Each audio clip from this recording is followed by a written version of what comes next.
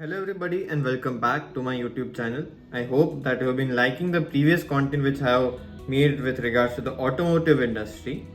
Today we are going to have a bit of a change on the channel and especially with regards to this video. Today we are going to be talking about the aviation sector. Specifically the topic why the Indian aviation sector could actually make a comeback. There have been many recent developments which actually can attest to this statement, and I will be covering those developments in this video. So, the first development is that the acquisition of Air India, which has been done by Tata Sons. Now, I am sure most of you would have heard this headline as such. I'll be going into a bit of more detail with regards to this recent development, but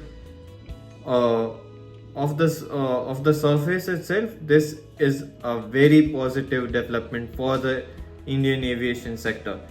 Having a group like Tata come in and strongly reaffirm its position in the Indian aviation sector really makes the Indian aviation sector's growth prospects robust, at least for the future. We already know that Indian aviation sector has been plagued by many issues even before the COVID pandemic actually took off. And after the COVID pandemic, it really has been an unforgettable experience, a cutthroat period for the Indian aviation sector. Finally, now we are slowly emerging out of this pandemic, and an airline like Air India, finally by receiving backing from a group like Tata, reaffirms its position in the Indian aviation sector and finally orienting itself towards growth in the long run, at least in the next 5 to 10 years, where it could actually finally restore itself to that stage. There will not be an immediate impact seen, at least in terms of financial profitability in terms of Air India, but you would be able to see at least some managerial differences, some product quality differences in the shorter term as such, maybe in the 1 to 3 year term. But the profitability, if all things go to plan, would only come in the next 5 to 7 years at least. But nevertheless, it's still a very positive development that Air India is finally going back to its own pavilion, to its own original owner, its creator, who was the father of the Indian aviation industry, JRD Tata, and now it's finally going back to his group of companies as such.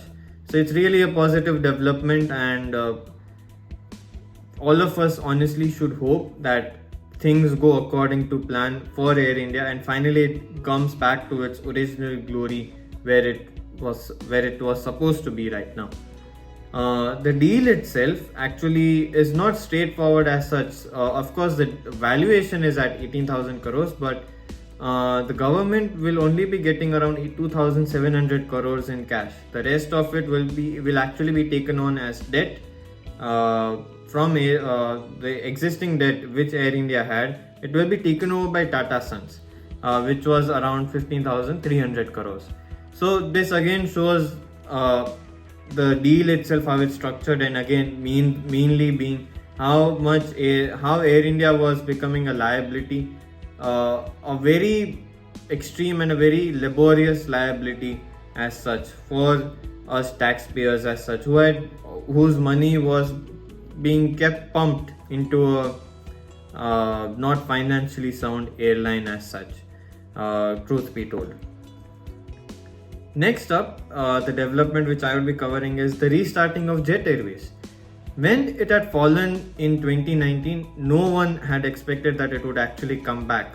But it is coming back next year under the ownership of Murari Lal Jalan and Kalro Capital Management. They are going to restart operations for Jet Airways by maintaining the same name and retaining many of the employees from the previous iteration of the airline too. Again, this is a really unexpected development. Of course, this is not completely recent. The process has been ongoing for quite a lot of months as such, but they are coming closer to now actually restarting their operations, which is why I included this development too. And this really again affirms the sudden positiveness which is arising for the Indian aviation sector. Despite its underperformance, despite its cutthroat nature, which we all know about due to other airlines falling in the sector, this really shows that there is still ambition and there is still a lot of hope for a sector like this. And a restarting of Jet Airways again shows that it will also ultimately save a lot of. It will bring in new jobs, make sure that new routes are being added, new cities are being connected, and airports are still relevant in a world scenario like this. So, really is a positive development, and going ahead, let's see how they are actually able to execute their plan. The last development which I will be addressing today here would be the launch of Akasa Airlines. Now, this is again an impending launch. Most probably it will be starting next year. They just recently received an NOC certificate from the Ministry of Civil Aviation, which does lay down the foundations for their launch as such. This is a really interesting proposition to me, especially when an airline is led by a bullish investor like Rakesh Jhunjhunwala, or it is predominantly funded by him. But that's not the full picture as such. They have brought in other key important personnel who would actually be involved in advising and running the day-to-day operations of the airline, which is, I would say, the more important aspect behind an airline like this. They have Vinay Dubey, who was involved previously with Jet Airways, and even Aditya Ghosh as an advisor, who was previously the president of Indigo Airlines, in fact. That really does set the ball rolling for an airline like Akasa. There are still a many things which are left on the table. There are still no aircraft orders announced, any lease agreements, route plans. There are still a lot of things to be done for this airline. But at least the developments till now have showcased a really positive sign, not just for the airline itself, but again, I keep coming back to this point, which is the aviation sector. The aviation sector has really suffered a lot in the past 2 years. The cutthroat industry, it really is a cutthroat industry where, especially in the past 2 years, we have seen lots of job losses for pilots, for cabin crew, for engineers. It really has been a tough time for these people as such, and for the airlines generally. They have not been anywhere close to making a profit and have been deep in losses. So having new airlines coming in, making sure that there is activity going on in this sector, there is ambition in this sector for it to again come back to growing stage as such, really encourages me. And Akasa Airlines is again going to play a big role in this growth story as such, which many people have been talking about, including the lead investor Rakesh Jhunjhunwala too.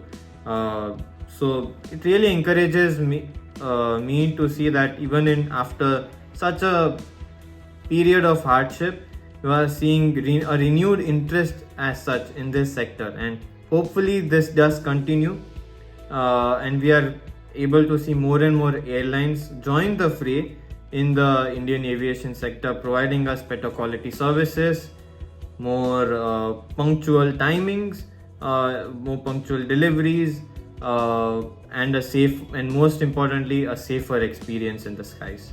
So that's it for today, guys. I hope that you liked my coverage with regards to these three recent developments as such, and generally a renewed interest in the Indian aviation sector, and why it could potentially make a strong comeback going ahead in the next 3 to 5 years. So I hope that you guys like my coverage. Do like the video, do leave your comments as such on this topic. I would love to read them, and do subscribe to the channel and show your support to the channel. I will see you guys next time, and thank you so much for watching this video. I really appreciate it. Peace out.